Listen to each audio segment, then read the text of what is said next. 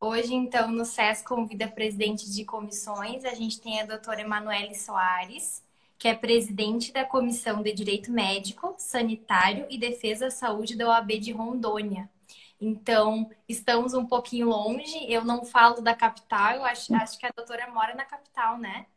Moro na capital. Eu falo do um pouquinho do interior aqui do Rio Grande do Sul, de Santa Maria.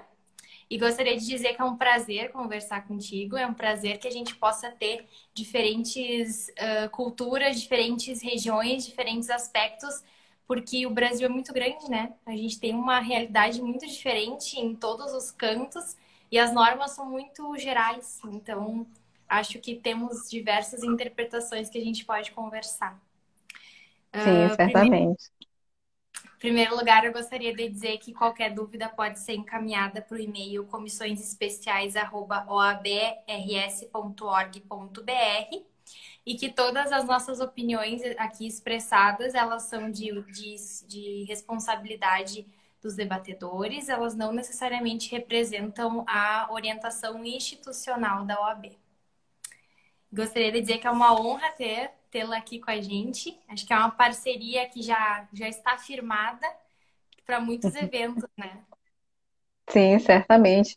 É um motivo de satisfação para nós também receber esse convite do Rio Grande do Sul. Realmente a gente está unindo um polo ao outro do Brasil. E a gente, na mesma discussão, né, essa pauta da saúde, a gente tem debatido bastante, a gente tem atuado bastante. É importante a gente conhecer o que os nossos colegas de outras regiões têm apurado, têm vivenciado, para a gente ir agregando ainda mais conhecimento para a nossa atuação e mais efetividade na tramitação dessa dinâmica que é tanto decreto e desdecreto e é medida provisória, a gente precisa estar acompanhando tudo isso, né? É verdade. Na verdade, a nossa comissão aqui do Rio Grande do Sul, ela começou os trabalhos em meio à pandemia, porque nós assumimos ainda em dezembro e em janeiro nós não tivemos reunião, então nós fizemos a nossa primeira reunião em presencial em fevereiro, já com aquele, já vinha tendo casos de coronavírus, mas aí não com transmissão comunitária, pessoal que estava vindo da Europa.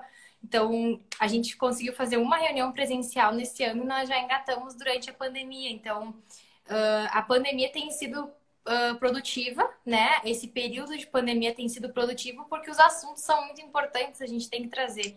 E falando da forma que a gente pode se reunindo como a gente consegue, que é pelo meio digital. Que bom que a gente tem agora tantas plataformas para poder falar. Eu gostaria de começar te perguntando como que tem sido o enfrentamento para a pandemia de coronavírus aí no estado de Rondônia. Aqui no estado de Rondônia, eu acredito que, assim como em qualquer outra região do Brasil, ela tem sido bem difícil, né? Porque a situação da saúde, ela sempre foi muito deficitária e com a chegada do vírus só potencializou os problemas que a gente já existiam, né? A região norte, ela é conhecida por ser um pouco mais carente de infraestrutura, a questão do saneamento básico é bem precário, então isso tem demandado muita força e frente de trabalho aqui da região. Apesar do governo ter tomado várias medidas assim de forma antecipada, o nosso primeiro caso confirmado, ele veio após a medida protetiva do governo. Então, Uhum. assim, a gente teve antecipação, mas em compensação a adesão desse isolamento, da quarentena, ela não foi tão eficaz da forma que era desejada.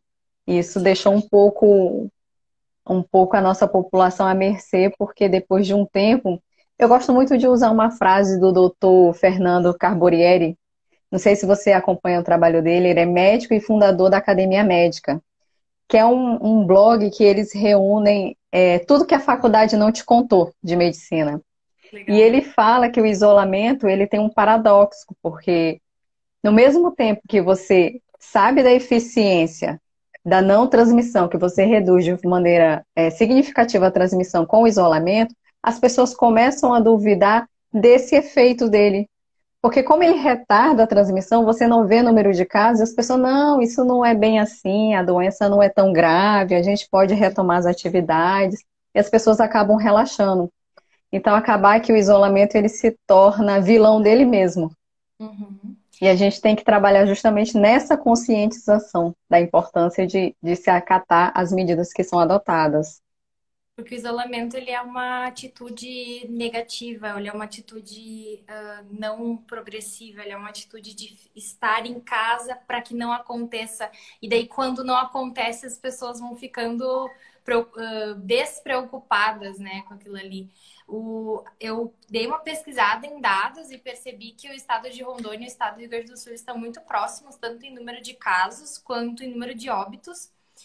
Então, acho que a gente consegue entender mais ou menos o que está acontecendo aqui e o que está acontecendo aí. Eu dei uma pesquisada que já tem 16 mil casos confirmados em Rondônia e 432 óbitos. Aqui no Rio Grande do Sul, a gente tem mais ou menos 20 mil confirmados, né? Casos confirmados e 458.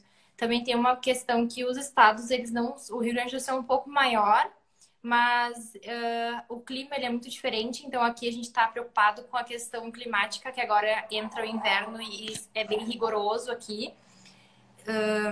E tem uma questão também que nós entramos em quarentena, da mesma forma que vocês, entramos lá no dia 16 de março, e nós não tínhamos caso de transmissão comunitária. O caso de transmissão comunitária, ele foi surgir, acho que um mês e meio depois.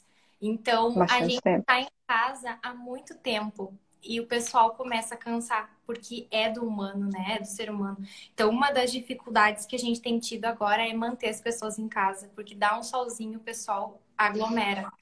Essa está sendo a maior dificuldade com essas medidas restritivas. Então, o Estado adotou bandeiras, que é verde, amarelo, laranja e vermelho e preta, que tem 11 parâmetros, então, de análise. São dois parâmetros grandes e outras subdivisões, que é a capacidade de atendimento e a velocidade na propagação do vírus. Então, as regiões vão se tornando mais ou menos restritivas nesse sentido. Mas o principal problema que tem tido aqui é realmente que o pessoal está cansado de ficar em casa. É natural, porque é uma situação extraordinária. E eu tenho visto também aqui no Rio Grande do Sul que a gente tem tido dificuldade com as fronteiras, porque com um tempo bom, a gente faz fronteira aqui com a Argentina e com o Uruguai. Com o tempo bom, o pessoal vai para os free shops. E o estado de vocês faz divisa com a Bolívia. Eu queria saber se tem alguma preocupação nesse sentido, como é que tem sido a fronteira, se é de lá para cá ou de cá para lá, porque hoje os uruguaios estão preocupados com a visita dos brasileiros, que é a gente que está levando para lá, né? Sim. Aqui a gente tem uma proximidade com a Bolívia, mas o acesso ao país vizinho, ele, por mais que tenha pela via terrestre, ele não é tão. O fluxo é muito baixo, porque a via terrestre ele vai dar num vilarejo que tem um pouco mais de 1.200 habitantes. Então, assim, é uma cidade, é um vilarejo que não tem muitos atrativos, a não ser pela sua questão histórica. Mas o maior acesso acontece pela via aquaviária, que fica mais ou menos numa cidade a 330 quilômetros aqui da capital, chamada Guajará-Mirim, e faz fronteira com a cidade boliviana chamada Guaiará-Mirim. Elas são, apesar da cultura ser totalmente diversa, culturalmente elas não têm nada a ver, elas são muito dependentes uma da outra, né? Guaiará-Mirim exporta muita mercadoria da cidade do Brasil e esse movimento tem dificultado porque a fronteira ela foi fechada devido aos grandes números de infectados, de contaminados na cidade de Guajará e também na cidade de Guaiará. Hoje, a cidade de Rondônia, que tem maior número de mortos depois da nossa capital, Porto Velho, é a cidade de Guajará-Mirim. Inclusive, teve uma força-tarefa do Estado para poder prestar assistência, porque o município estava bem debilitado e essa assistência veio dar um suspiro. O número de mortos em Guaiará também assim tem superado 60, né, óbitos, enquanto o Guajará está tendo 41. Então, são números que alarmam. A fronteira foi fechada, então só passam mesmo a questão de profissionais de saúde para prestar aquela assistência à multa, medicamentos e os nacionais. Na fronteira, os bolivianos podem ir para sua cidade, e os estudantes de medicina que cursavam lá por algum motivo não conseguiram vir antes também estão podendo retornar à sua cidade natal. Mas essa questão do isolamento, ela é muito complicada, porque é como você falou, já vamos aí há mais de 90 dias desde o início, né? A Organização Mundial de Saúde declarou o estado de pandemia lá em 11 de março. E aí muitos estados já vinham se antecipando. Você falou que o Rio Grande do Sul foi dia 16 de março, nós paramos aqui a primeira vez no dia 17 de março. Então, assim, os primeiros 15 dias ficou todo mundo ali, assim, bem obediente, todo mundo, as escolas fecharam, até então as aulas não retornaram e nem tem previsão de retornar. O comércio paralisou, ficando só os serviços essenciais. Era monitorada a questão da entrada das pessoas nesses estabelecimentos. Só que com o passar do tempo, é natural que as pessoas sintam a necessidade de sair, né? E essa questão, assim, tem um estudo interessante, porque aqui em Porto Velho a gente não tem variação climática, assim, frio, sol, aqui é sol o ano inteiro. A gente Sim. só tem sol ou muita chuva. E esse período é de muito sol. Então, a gente sente essa necessidade de sair de casa para pegar uma brisa. As pessoas aqui habitualmente têm o costume de passear nos rios, passear nos balneários. Então, essa questão, assim, ultimamente tem sido bem delicada porque as pessoas não estão mais ficando em casa. Parece que não se há mais o controle desse movimento. Então, isso tem dificultado bastante e o número de casos está disparando. Principalmente agora que o número de leitos aqui na região tem reduzido de uma forma, assim, bem rápida. Era um momento que a gente precisava se segurar mais, a gente não está conseguindo conter. Sim, o Dr. Lucas até mandou uma pergunta sobre a questão da superlotação dos hospitais. Aqui no Rio Grande do Sul, a gente tem conseguido lidar por enquanto e a gente tem conseguido abrir novos leitos. Aqui em Santa Maria, na cidade que eu moro, é uma região da saúde, é uma região bem importante para a saúde no estado, uma região central que abrange diversos municípios. E a gente tinha um chamado Elefante Branco, que é o nosso hospital regional. Ele já fez aniversário de 10 anos e ele estava apenas construído e com a pandemia ele foi equipado. Então, com a pandemia, meio que forçou uma situação completa de que vai ter que abrir. Então, a gente já conseguiu criar novos leitos, né, nesse hospital. Então, por enquanto, né, no cenário que a gente vive, é uma preocupação, por isso que as bandeiras vão mudando. Tem uma parte do estado aí, a região metropolitana e o litoral estão em bandeira vermelha, que aumentam as restrições, então. Mas ainda assim, nós estamos tendo que fechar parques e fechar orlas das praias, porque o pessoal não tem se aguentado em casa, né?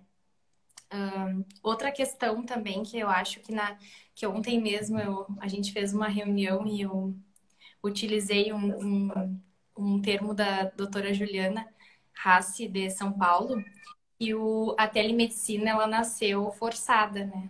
Então, outro ponto aí que veio em função da pandemia e teve que vir, não teve saída, não teve choro, foi a telemedicina.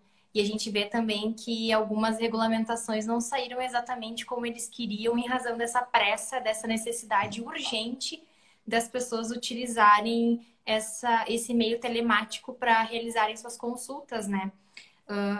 Por enquanto, que a gente tem vivenciado aqui no Rio Grande do Sul, as pessoas ainda estão podendo fazer consultas médicas, elas ainda estão podendo sair de casa, mas é claro que o pessoal que tem doença crônica ou é idoso, o melhor é que não saia de casa, né? Tem toda essa orientação.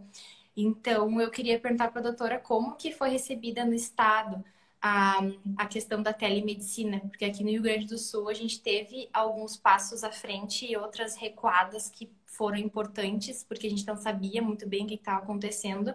E o Conselho Regional de Medicina também tem feito regulamentações e portarias nesse sentido para viabilizar que aconteça, né?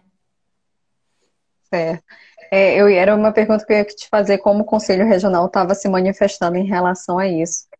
Porque a autorização da telemedicina, ela veio de uma maneira, assim, muito abrupta, de acordo com a necessidade, apesar de se ter liberado há um período e foi suspenso de acordo com as manifestações da classe na época, mas a gente não pode esquecer que se usa a telemedicina, né, de uma maneira não muito pragmática, mas assim, ela é utilizada, porque o paciente, às vezes, quando ele está com uma dúvida, ele acaba ligando para o médico, ele faz aquela teleorientação clássica, porque às vezes o deslocamento, o médico não está na cidade, então isso já acontece há bastante tempo.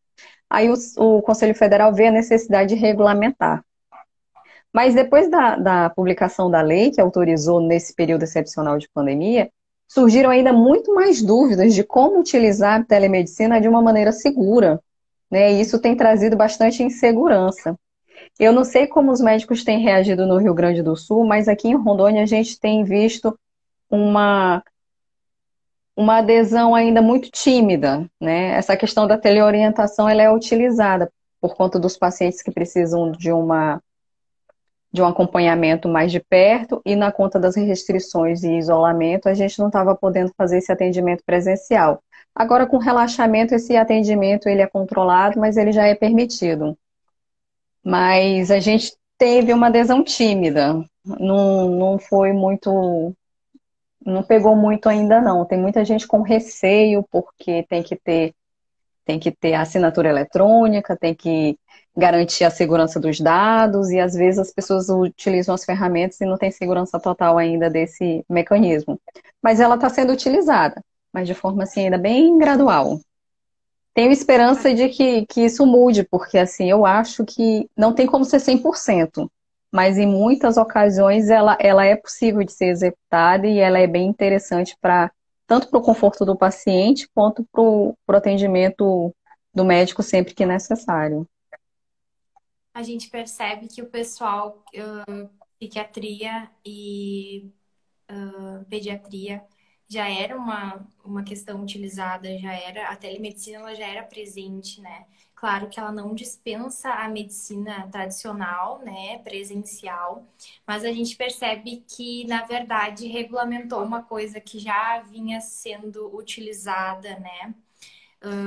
Eu acho muito importante que a gente compreenda que a telemedicina, assim como a telecomunicação de todas as profissões, ela não vai voltar. A gente foi num passo que a gente não vai conseguir retroceder. As pessoas já estão acostumadas a fazer mercado pelo WhatsApp, as pessoas estão acostumadas a comprar online. Eu acho que a pandemia, ela nos facilitou muitas coisas nesse sentido, porque todo mundo vai ter que existir na internet. Se a gente não existir na internet, não vai ter pra gente. A advocacia também vai ter que se adaptar. Eu acho que era uma adaptação que a gente não queria que acontecesse. A gente Ah, eu estava. queria. Nós temos um pessoal, inclusive o pessoal mais É, velho, né? Eles não queriam nem os processos eletrônicos. Hoje em dia, hoje eu acho uma coisa estranha eu ter que ir ao fórum para pegar um processo físico. Para mim, é uma coisa já. Então, assim, eu estou em casa, eu quero receber em casa, eu quero receber a informação em casa. A gente está se acostumando e eu acho que nesse ponto que a gente chegou da tecnologia, a gente não vai conseguir voltar atrás. Isso é é um ótimo. avanço muito importante, né? Até para a própria, você tocou na advocacia, e assim, desde que eu iniciei a advocacia, eu trabalho no sistema home office. Então, assim, eu realmente só me desloco para fazer um atendimento presencial, só me desloco a um escritório se for realmente necessário. Se não for, a gente consegue fazer tudo isso por mediação tecnológica. E a gente vê uma resistência muito grande ainda em relação ao princípio da pessoalidade, porque você precisa ter esse contato com o seu cliente e tudo. Mas assim, ele me pede para resolver. Mas, doutor, eu preciso ir até aí. Tem como a gente resolver? Não, então vamos fazer uma videochamada, eu te esclareço qualquer dúvida, eu estou à disposição. E a gente vive essa era da instantaneidade que ninguém quer esperar mais nada. Então, se eu tenho acesso a todo o processo pelo smartphone, pelo um tablet, isso facilita muito a vida, isso otimiza as informações e o cliente fica com certeza muito mais satisfeito. Ferramentas para facilitar o dia a dia, tanto da medicina como do direito, estão surgindo a cada dia e cada dia melhores. Ainda não se há uma ferramenta 100% que supra todas as minhas necessidades ou todas as necessidades do meu cliente. Mas isso é uma coisa que a gente vai adequando, a gente vai melhorando diante da necessidade de cada um. Mas eu acredito que é um caminho sem volta. A gente experimentou esse gostinho e, assim, em muitos casos isso tem sido possível, mas o que não elimina o atendimento presencial quando necessário. Claro. Bom, a gente chegou a um limite que eu acho que é um nível que é os tribunais fazendo julgamentos online, a gente fazendo sustentação oral online. Isso, para mim, é 2020. Isso é o reflexo do que a gente está vivendo. Tá tudo informatizado. Por que que os tribunais não estariam, né? E aqui no Rio Grande do Sul, a gente teve uma resolução do CREMERS, que é a resolução 10 de 2020, que ela impõe um pouquinho de barreiras no atendimento da telemedicina. Porque, por questões de processos éticos e tudo mais, ela impõe que o médico que é registrado no conselho aqui do Rio Grande do Sul, ele não pode fazer atendimento por teleconsulta ou em qualquer outra opção da telemedicina para um paciente que não resida no mesmo estado. É uma questão ética, a gente compreende, mas eu entendo, né? Eu, Ana Paula, entendo que no momento que a gente coloca a telemedicina, que a gente regulamenta a telemedicina, a gente está abrindo portas e não fechando. A gente está abrindo fronteiras e não fechando, né? A ideia é exatamente que a gente possa estar nos locais, né, pelos meios telemáticos, é exatamente essa barreira, porque a gente possa estar dentro da casa do paciente, né? Então, isso é uma discussão que a gente tem tido aqui no Rio Grande do Sul sobre essa questão territorial do atendimento por telemedicina. Então a gente vê assim que todos os dias tem saído coisas novas, tem informações novas, tem estudos novos e por isso a importância da gente como comissão também estudar esses fenômenos, né? E a gente não sabe muito. A doutora Mariana sempre gosta de dizer que a gente tem mais perguntas do que respostas. A gente tem. É, porque assim, cada cliente ele traz uma demanda diferenciada, aí você precisa se debruçar sobre aquele caso, dar uma apreciada nos detalhes para poder trazer ali uma resposta para ele. Mas tem muita coisa ainda para se definir em relação ao uso da telemedicina até que ela seja realmente regulamentada. Uhum. Uma preocupação que tem é porque né, a, com a lei que autorizou a telemedicina, ela isso me preocupa um pouco, porque ela coloca a regulamentação que não vai acontecer pelo Conselho Federal, e sim por uma outra lei. E aí eu fico me questionando que se essa lei que a gente já teve, ela é tão vaga, ela é tão livre, e ela diz tudo e não diz nada, aí eu fico me perguntando como será essa regulamentação também? Então, assim, vai gerar ainda muito mais dúvidas, por que não deixar realmente com o Conselho Federal que entende das demandas, entende das necessidades, das peculiaridades da relação e que poderia delimitar isso de uma forma ética mais interessante. Então, assim, tem muito assunto ainda para discutir, tem muita coisa para a gente poder debater, compreender, até a gente poder efetivar de forma segura, né? Tanto para o paciente como para o médico. Agora, essa questão da territorialidade, ela também é interessante, porque até que ponto eu posso tirar a autonomia do paciente de escolher com qual profissional ele quer ser atendido? Porque a gente tem que pensar que a telemedicina, ela também vem para abarcar as pessoas que moram em cidades em que não é atendida por especialistas. Existem cidades aqui no interior de Rondônia que você tem mal e mal um clínico geral no postinho de atendimento. E aí você precisa fazer uma consulta ou uma teleorientação através de um especialista para lhe dar um encaminhamento, para lhe dar uma orientação, uma medicação de forma mais urgente até a pessoa poder se deslocar, e fica limitado, porque o acesso é difícil, as cidades ficam um pouco distantes, a gente não tem aeroportos em todas as cidades, então ela vem justamente para facilitar esse acesso a quem está mais longe. A gente pensa só em quem tem acesso a quem mora na capital, que tem mais acesso a essas estruturas, mas a gente tem que também pensar naquele que está mais distante, que pode ser atendido de uma maneira bem satisfatória, pelo menos num primeiro momento. Então a gente tem muita coisa ainda para debater até tudo Esse isso questionamento. regulamentar. Esse questionamento desse veto, né? Porque essa questão que foi vetada pelo presidente e que vai necessitar, então, de uma nova legislação pós-pandemia, a gente vai ter que ter uma nova regulamentação da telemedicina depois que essa pandemia passar. É uma crítica que a gente tem trazido e eu acho que quem vai ter que fazer pressão vai ser mesmo o Conselho Federal de Medicina para que as coisas saiam e saiam bem feitas, né? Claro que isso vai depender também do interesse dos médicos, porque a gente vê que tem uma parte da classe que não está muito interessado realmente em praticar a telemedicina, então meio que dá uma retrocedida assim nesse sentido. Mas eu acredito que o Conselho Federal de Medicina vai ter que ficar em cima do Congresso para que uma nova lei seja editada, então, pós-pandemia, e que ela seja completa, porque como o doutor Lucas diz, ela tem 6 artigos e não fala muita coisa ali, né? Não, Não se você lê o artigo 1º e o artigo 2º da lei, eles dizem a mesma coisa, só mudou a ordem das frases. Mas assim, eu falei, não é possível. E aí a gente lê de novo, não, eu não compreendi, eu vou ler de novo, e você vê que assim, não tem alteração contextual. É só a questão mesmo da colocação da. Mas a telemedicina está sendo a adesão dela aí no Rio Grande do Sul tem sido boa ou também está? a gente percebe assim que teve uma busca maior dos profissionais de saúde pelos certificados digitais, inclusive para conseguir emitir receitas, né, receitas válidas. Mas na verdade não são muitas as áreas que praticam, até porque tem um certo impedimento ali, algumas áreas não vão poder praticar a telemedicina, mas existe um aumento de interesse, com certeza, porque aqui também, no Rio Grande do Sul, apesar das realidades serem diferentes, por exemplo, do Nordeste do país, ou até mesmo aqui em São Paulo, no Rio de Janeiro, a gente tem áreas remotas, mas os povoados não são tão longe, a gente não tem gente exatamente isolada, né? Ou absolutamente sem nenhuma forma de atendimento médico.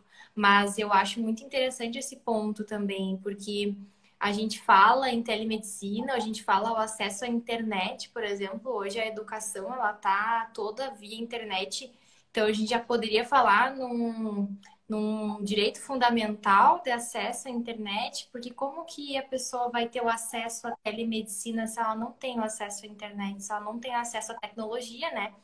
Então é uma coisa que a telemedicina funciona e funcionaria muito bem em qualquer outro país do mundo, talvez, né? Em É, países mais desenvolvidos. Mas no Brasil ainda a gente ainda tem algumas questões que a gente vai ter que arrumar, porque não vai ser em todos os locais que isso vai poder ocorrer, né? são assim os legados que a pandemia vai deixar, né? Os alertas, o que a gente precisa melhorar na nossa infraestrutura. Exato. Então, assim, depois que tudo isso passar e que a gente for voltando, a normalidade 100%, eu tenho minhas dúvidas ainda, porque eu acho que isso aqui vai transformar nossas vidas, assim, é um ponto antes pandemia e pós-pandemia somos outra sociedade. E espero que seja de uma maneira muito positiva. E a gente vê todas as falhas, como a gente às vezes perde, né, muitas crianças fora da escola por não ter o acesso à internet, não vai ter acesso à saúde porque não tem internet, não vai ter acesso a um monte de coisa por falta de internet. Então ela tem que ser considerada mesmo como um bem fundamental. Então são discussões aí que a gente vai ter e escolher melhor nossos representantes que ele tenham esse alinhamento também para que a gente possa crescer, né, para frente. Tem essa questão do tamanho do Brasil e do tamanho das diferenças culturais e diferenças de realidade mesmo, né? Diferenças geográficas. É uma das críticas quanto às regulamentações tão amplas que a gente tem tido durante a pandemia, que elas não valorizam as regiões, inclusive as regiões que são os epicentros, né? Ou que eram. Hoje a gente não sei se a gente tem ainda um epicentro como São Paulo, por exemplo, mais a região norte ali, que tem maior número de casos, mas como elas são gerais e pouco específicas. Então, por isso também que o Conselho Nacional de Justiça decidiu passar esse bastão dessa decisão para os tribunais. Então, hoje os tribunais eles têm a possibilidade de abrir ou não, né, de regulamentar conforme for a realidade de cada estado, né? Eu queria te perguntar também, porque hoje em dia, durante a pandemia, na verdade, eu acho que a gente já vinha num movimento pré-pandemia, que o assunto mais falado é a saúde. Na verdade, o que a gente tem feito é colocado a saúde num patamar que ela merece de preocupação, de informação, de conhecimento que ela não estava inserida, né? Então, chegamos a um momento que falar de saúde é importantíssimo, é o assunto principal. Mas, ao mesmo tempo, também a gente vê um aumento do interesse dos profissionais da advocacia no direito médico. A SES tem a preocupação de passar sempre uma capacitação para essas pessoas que estão ingressando, então, no direito médico, de uma forma com que essas pessoas se formem capazes e críticas e que não estejam no direito médico só para ganhar dinheiro. Porque a expectativa é que a gente tenha um aumento desses profissionais e um aumento da judicialização também. Que eu acho importante a gente dizer que a visão aqui da SES, ela não é contra a judicialização, até porque somos todos advogados, né? A gente do processo também. Mas no sentido de mostrar que a judicialização, ela é um tanto prejudicial quando em excesso e desvairada. A gente prevê também que possa ter um aumento de demandas de saúde pós-pandemia ou ainda durante pandemia. A gente fala aí leito, a gente fala cirurgia e questões que vão ser um pouco empacadas e vão necessitar do processo judicial. Eu queria saber o que a doutora pensa sobre a judicialização da saúde, sobre esse aumento dos profissionais interessados na saúde. Eu, particularmente, eu acredito sim que esse aumento ele vai chegar. Ele já deve estar ocorrendo, mas a gente não consegue ainda ter as estatísticas, porque o CNJ só vai liberar esses dados a partir do ano que vem.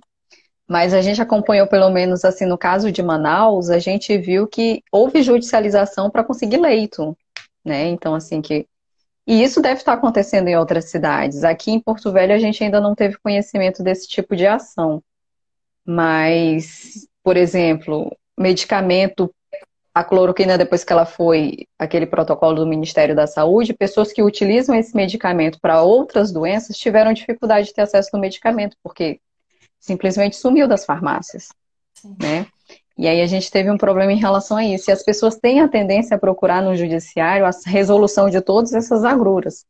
Então, eu acredito que vai haver um aumento da judicialização por conta de leito, por conta de erro médico, por mais que se já tenha a MP retirando essa responsabilização dos agentes públicos, porque é um período de excepcionalidade, não se há um protocolo, não se há um tratamento específico, o que se há pode mudar de hoje para amanhã, porque conforme os estudos vão sendo aprimorados, os estudos sobre a doença vão evoluindo, isso tudo muda.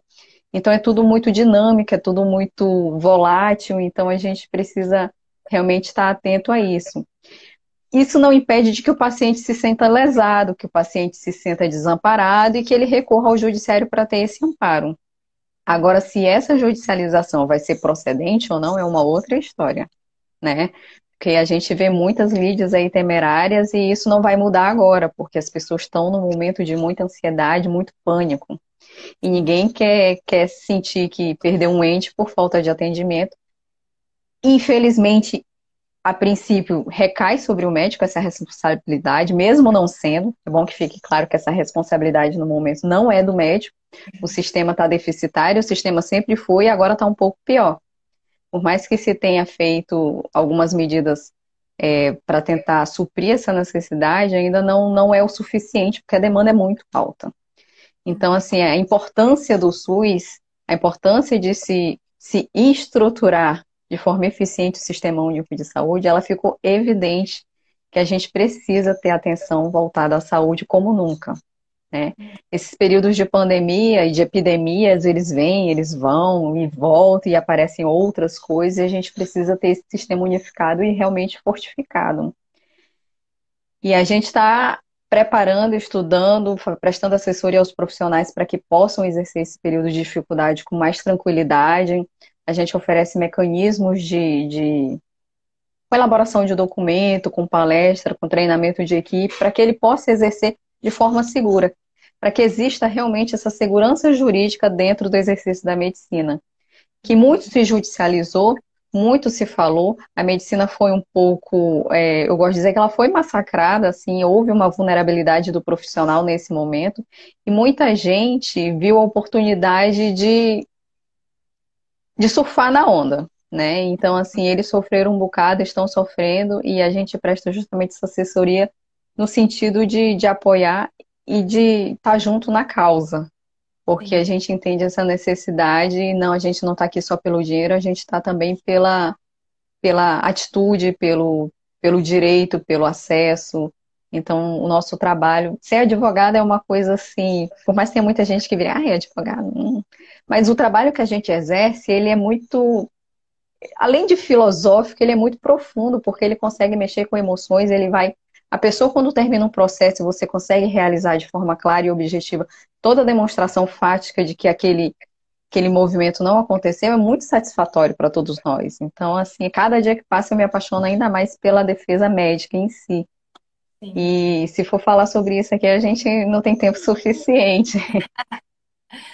Eu acho interessante porque sempre que a gente fala sobre judicialização da saúde, sobre levar ao judiciário questões de saúde, e aí a gente fala sobre tanto medicação, internação, tanto ações contra o SUS, contra a ação contra a plano de saúde, como a defesa dos médicos, que também vai entrar nessa questão da judicialização da saúde, né? Quando ingressam com pedido de indenização. Sempre resta ao advogado um caráter como se ele fosse contra o SUS. E eu acho importante deixar muito claro que, assim como o Dr. Lucas botou aqui, sem advogado não há justiça e só há um processo em razão de uma negativa infundada, em razão de uma má prestação de um serviço. Claro que às vezes, como a doutora diz, temos lides temerárias e totalmente infundadas. Mas quando o cliente, normalmente os pacientes de saúde, os clientes de saúde, eles têm uma intenção, uma necessidade de saúde que é básica e não é fornecida. Antes da judicialização, existe uma negativa de fornecimento, existe um descaso, uma saúde deficitária. Então, assim, não é culpa a judicialização, ela não é culpa do advogado, né? E é interessante que a gente possa estudar sobre as questões públicas, essa administração pública, gestão de recursos para a saúde, porque eu acho que esse é o ponto principal neste momento, né? E cuidar muito, eu acho que um ponto principal aqui da nossa conversa, eu acho que seria alertar para as fake news. As fake news estão colocando profissionais de saúde, instituições hospitalares, até mesmo entes públicos, instituições num risco desnecessário, numa exposição mentirosa. Então, cuidado quando for repassar. Agora tem essa história de que a prefeitura ganha por morte do Covid e que daí os médicos estão colocando que a morte é por Covid. Então, assim, cuidado. Eu tenho medo com isso aí, porque a gente politiza a pandemia, a gente bota para um lado ou para o outro, e nesse momento a preocupação maior é a saúde, né? Essa politização das atividades, ela é muito arriscada, porque você acaba deixando toda essa carga em cima do profissional que está de frente ali com a situação. Então, assim, ele já está ali tão envolvido, tão sobrecarregado com a atividade em si, ainda tem que se preocupar com toda essa bobagem que vem de fora. É complicado. A gente está vivendo um momento assim que eu falo, é para parar, refletir, dizer, é dessa forma que a gente quer continuar, porque parece que a gente está desmanchando tudo que a gente foi, tudo que aconteceu na nossa história, a gente nega isso e quer inventar um mundo de arco-íris. E eu fico, às vezes, estarrecida, mas é preocupante. A minha preocupação hoje em dia é com as incitações que se teve de fazer a fiscalização agora de como está acontecendo o atendimento nos leitos de UTI. Uhum. Assim, eu falei, gente, é inconcebível. Se pede justamente para as pessoas evitarem as unidades de saúde. Existe o atendimento por telefone para evitar que a pessoa se desloque para um centro que está cheio de pacientes de Covid para evitar a contaminação. E você sugere que as pessoas vão lá fiscalizar. Uai, para que existe portal da transparência? Para que existe Tribunal de Conta, Ministério Público? As instituições, elas trabalham, elas vão fiscalizar. E se houver alguma irregularidade, os seus gestores ou os seus não gestores irão responder por isso. Eu não preciso ir lá fiscalizar, até porque o que que eu vou fazer? Eu vou só atrapalhar. A gente precisa ter muito cautela, a gente precisa checar as informações, a gente precisa entender o que é o direito, o que é a lei, o que é o espaço do outro, para poder agir de forma mais coerente. Está todo mundo meio perdido, assim, qualquer coisa que eu recebo no WhatsApp, eu vou lá fazer isso. Eu Não, fico um doutor, pouco preocupada. as pesquisas mostram que os médicos estavam sofrendo pressão social pela prescrição de cloroquina, com argumentos sustentados por fake news e compartilhamentos nas redes sociais, no sentido de fornecer a cloroquina, né? Mesmo quando o médico entende que não é por bem, até porque, apesar de ser uma questão muito nova e não ter comprovação científica, a gente fala de um protocolo estabelecido e de demonstrações do que dá certo, o que não dá certo. Chega um período que não adianta dar cloroquina ou não é aquela medicação correta. Então, uma questão a deixar claro é que o médico é o responsável pelo tratamento do paciente. Ele tem a capacidade técnica para indicar o tratamento. Não é o Facebook, não é o WhatsApp. Quem vai determinar o tratamento vai ser o médico, né? O médico Sim. assistente.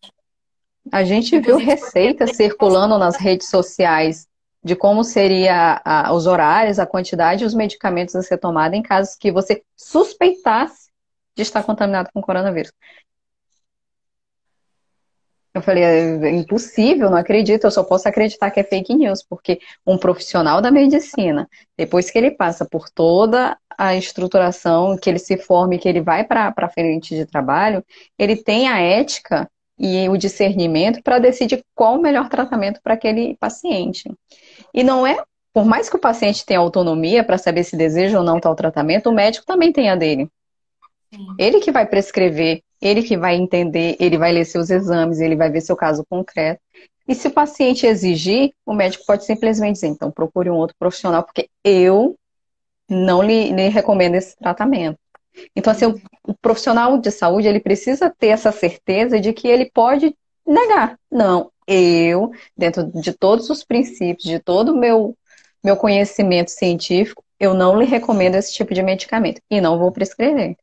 Eu assino o termo de consentimento. Se o médico não tiver à vontade, ele pode encaminhar para outro profissional e outro profissional receita, né? Porque assim ele tem total liberdade para definir qual tratamento deve ser utilizado.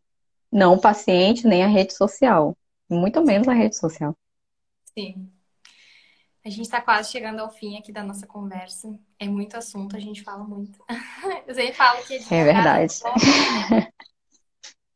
Eu queria te perguntar por fim, assim, porque a gente tem uma perspectiva, eu tenho uma perspectiva de que nós não somos só advogadas ou nós não somos só presidente de comissão, membro de comissão. Eu queria saber de ti, como que tu tem passado, porque tu já disse então que tu sempre trabalhou em home office, então não é uma diferença muito grande da tua rotina antiga, mas toda essa questão da pandemia, né? Porque não é estar em casa porque eu quero é estar em casa porque eu tenho que ficar em casa. Essa questão de perder Uhum. a liberdade tem sido complicado. O pessoal tem falado muito sobre a questão da produtividade, que tem diminuído, tá difícil peticionar, tá difícil refletir, porque são muitas coisas acontecendo ao mesmo tempo e a gente quer estar ligado em tudo, né? Sim. Essa questão do home office, eu vejo muitos colegas dizendo, eu não consigo ter disciplina em casa, porque se eu estou em casa, eu vou toda hora faço um lanche, eu me disperso com alguma outra coisa, com atividades da casa. E aí eu falo assim, é realmente a questão de disciplina. Eu coloquei um cantinho na minha casa, eu preparei um escritório para que eu pudesse, ali eu estou trabalhando. Lógico que nesse momento de pandemia, a produtividade ela cai, porque assim, tá todo mundo em casa. Marido está em casa, as crianças estão em casa, você não consegue ter uma ajuda nos cuidados com a casa. Então, isso tem dificultado um pouco a questão da produtividade. Mas aí a gente montou um calendário, por exemplo, aqui na nossa situação, como a gente tem duas filhas, a gente dividiu a semana, né? O marido trabalha um dia todo e eu fico com as crianças no outro dia. E assim a gente vai fazendo. Hoje era o meu dia de ficar em casa, de ficar no trabalho, e ele está cuidando das crianças. E assim a gente vai tentando encaixar. E tem as atividades escolares que também não pararam. Aí tem os cursos extras e a gente tenta dividir o tempo para atender todo mundo. Mas fora a pandemia, eu te digo que foi muito tranquilo, porque justamente assim eu tive esse espaço, saía todo mundo de casa e eu então ficava assim um silêncio, uma paz. Eu conseguia produzir muito mais. Não perdia tempo com trânsito, não perdia com deslocamento. Então isso me deixava muito produtiva. Sim. E assim, para mim foi excelente. Eu acho que Indico. vai ter bastante gente optando pelo home office depois que a pandemia passar, porque tem gente que não gosta, mas tem um pessoal que tá gostando de estar em casa, né? Mas É, tem que ter rotina. Eu trabalhei tem que home ter. office durante um ano, foi tranquilo para mim, mas agora que eu já estava acostumada com a rotina do escritório, retornar para dentro de casa, a gente tem que se concentrar para fazer tudo o que a gente precisa fazer. Eu gostaria de te agradecer, agradecer a presença, dizer que a Comissão Estadual, Comissão Especial da Saúde da UABRS está de portas abertas e pretende aí produzir conteúdo junto. E mais uma vez vou passar o e-mail comissõesespeciais@obrs.org.br para qualquer dúvida. Se tiver alguma dúvida para encaminhar para a doutora Emanuele, a gente pode passar para a gente que a gente encaminha para ela também. Tá ótimo. Eu que agradeço, Ana Paula, pelo convite. A gente se encontrou numa reunião que teve nacional da UAB sobre a telemedicina e dali rendeu assim excelentes contatos, pessoas maravilhosas que a gente fica sempre trocando informação, grupos de WhatsApp com informação de qualidade bombando e a gente vem trabalhando junto e espero realmente somar com vocês e também quero fazer um evento aqui em Rondônia primeiramente virtual e posteriormente eu quero que a gente possa se reunir aqui e que você possa sentir o calorzinho do norte, Ai, que é coisa bem boa. gostoso. Então tá. Agora, ó, aqui são 18h45, Ah, 29 graus. eu ia perguntar sobre isso. 18h45, então é É uma uma hora. hora a menos que Brasília. Hum, Quando tinha Nossa, o horário de verão, a gente ficava 2 horas a menos. sim, Então, assim, o dia passava bem rápido. sim, imagino. E às vezes, por exemplo, quando tem reunião mais tarde, para nós fica bem mais tarde para vocês, né? Fica. Mas aqui ficou bom esse horário, porque às 19 horas parece que dá um congestionamento na internet, porque aí começa muitos eventos, muitas coisas, a internet dá uma falhada e agora a gente não teve problema. Para mim o Sim, horário eu foi me confundi, perfeito. na verdade. Aqui é uma a mais, né? Eu tinha me confundido. Mas então tá, doutora, muito obrigada pela Eu presença. que agradeço. Um abraço, boa noite. Até mais, boa noite.